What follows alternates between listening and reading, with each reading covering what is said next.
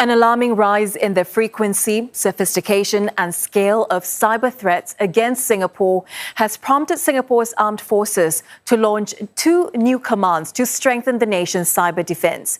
Defence Minister Dr. Ng Eng Hen said these measures tackle risks to critical infrastructure, including healthcare and energy. He warns that even the security sector is not immune to advanced techniques like AI and ransomware. Dr. Ng, who inaugurated the launch, also warns that cyber attackers can now exploit system vulnerabilities in just days using advanced techniques and AI.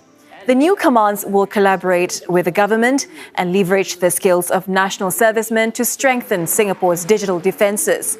Dr. Ng also discussed recent cyber attacks, including a February ransomware incident that compromised Home Team NS servers with employee data. Home Team NS is a non-profit body that recognises the contributions NS men have made in law enforcement and emergency response. Dr. Ng says to combat the alarming rise in cyber threats, the SAF must adapt swiftly to safeguard Singapore's digital infrastructure and maintain public confidence in national security. Singaporeans will hold the SAF accountable if our digital backbone is disabled by cyber attacks from an external aggressor. The border between civilian and military is not clear-cut. In fact, it's very porous.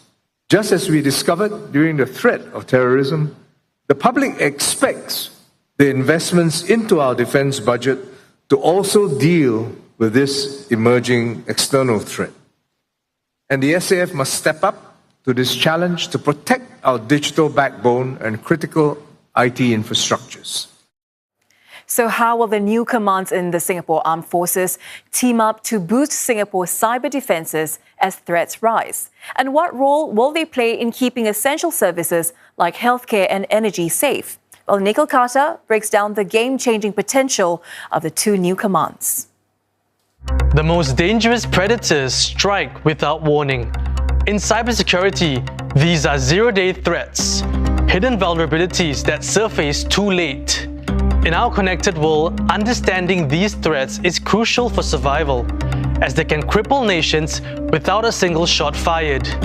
As a very highly connected country, Singapore, we are really vulnerable to cyber attacks because a lot of our systems are online.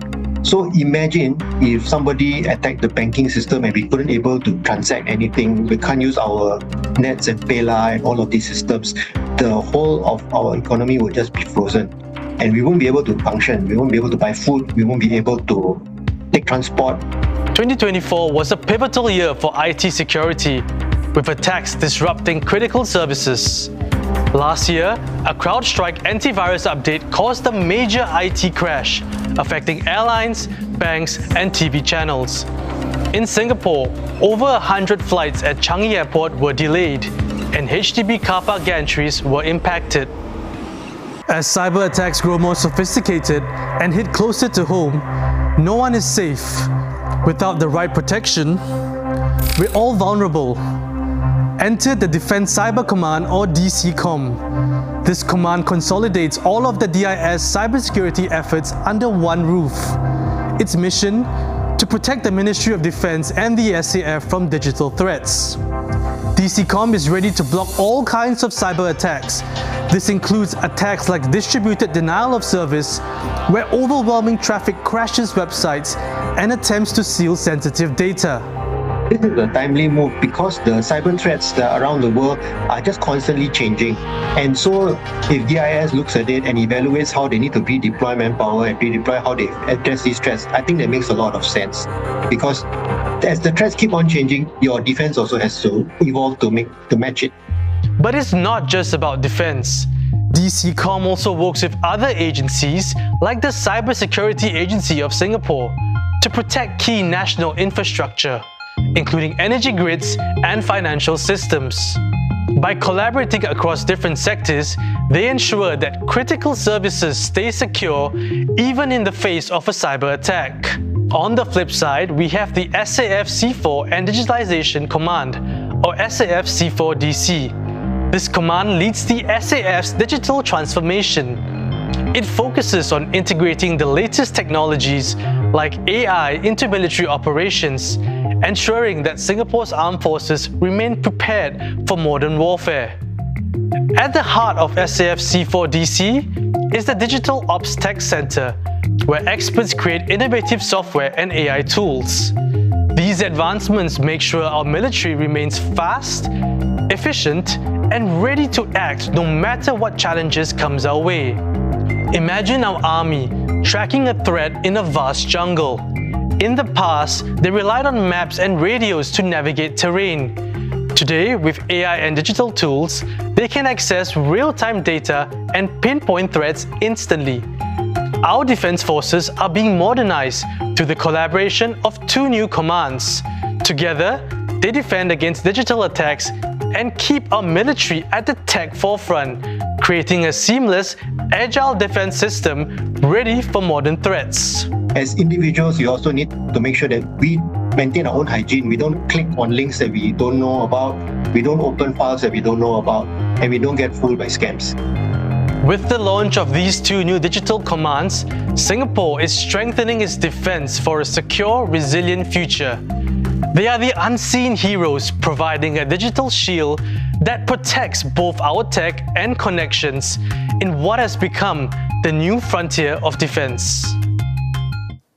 And for more, I'm joined by Rear-Admiral Yong Wei Hsiung. He is Chief of Staff, Digital and Intelligence Staff and Head DIS Operations at MINDEF. Mr. Yong, welcome to the program. Thank you for having me. It's a pleasure to be here. So this news, comes on the back of an alarming rise of cyber threats here in Singapore. Why is the DIS specifically inaugurating these two new commands?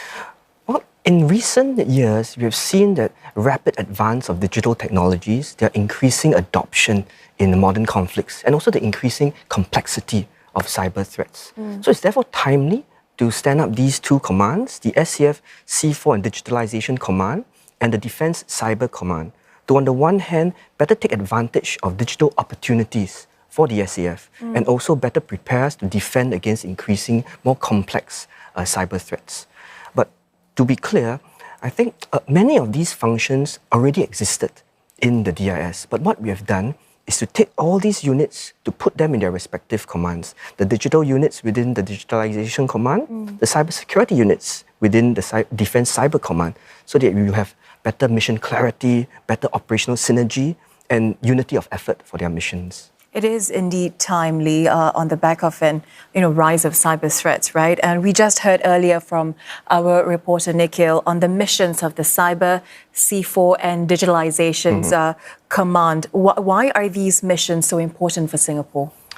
Well, if you just look at ourselves, our personal examples, how in our daily lives digitalization has so transformed it, made it more efficient, more convenient for all of us. So likewise, looking at the SAF, how can we take advantage of these digital technologies to make the SAF more efficient and more effective?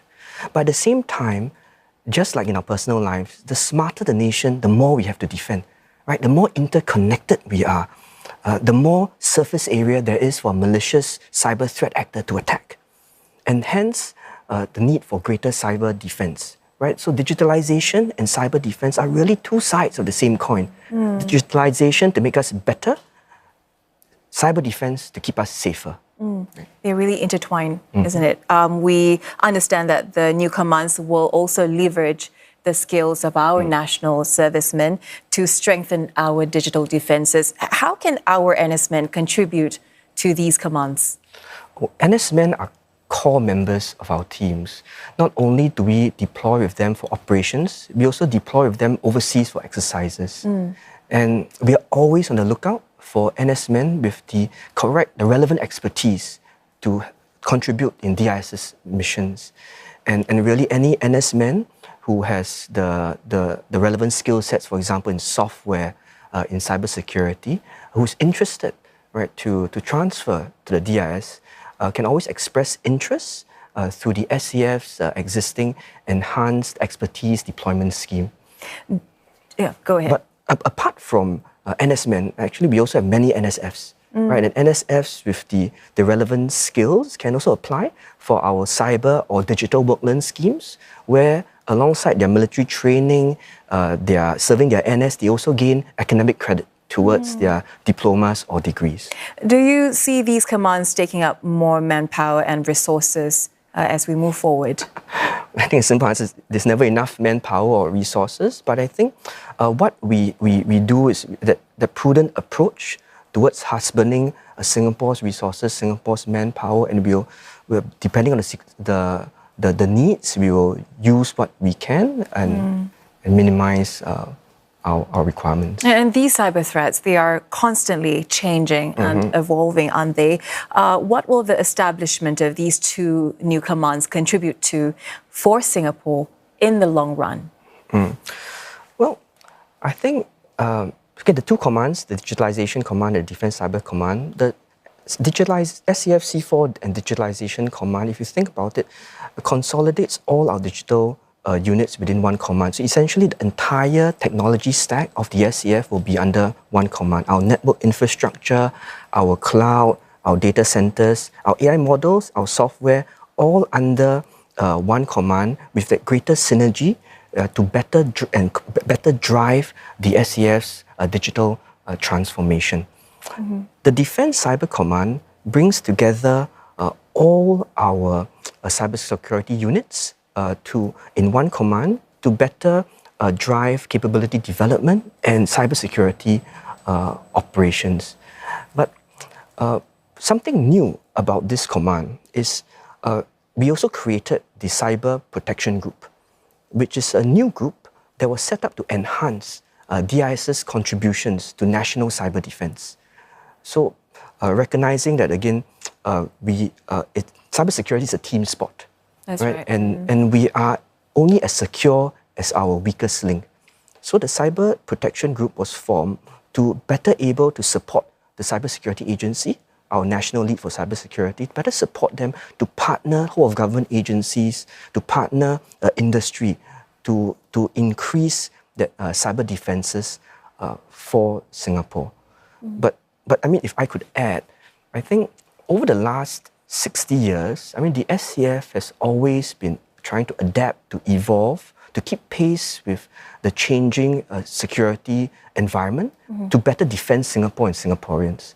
The formation of the DIS, the standing up of these two commands is part of that evolution. And the SAF is committed, right, to constantly, to always evolve, to adapt so that we are always there. It's really a long-term vision, isn't it? Mr. Yong, we appreciate your insights. Thank you so much for coming in to speak with us tonight. That was Rear-Admiral Yong Wei Hsiung from MINDEF.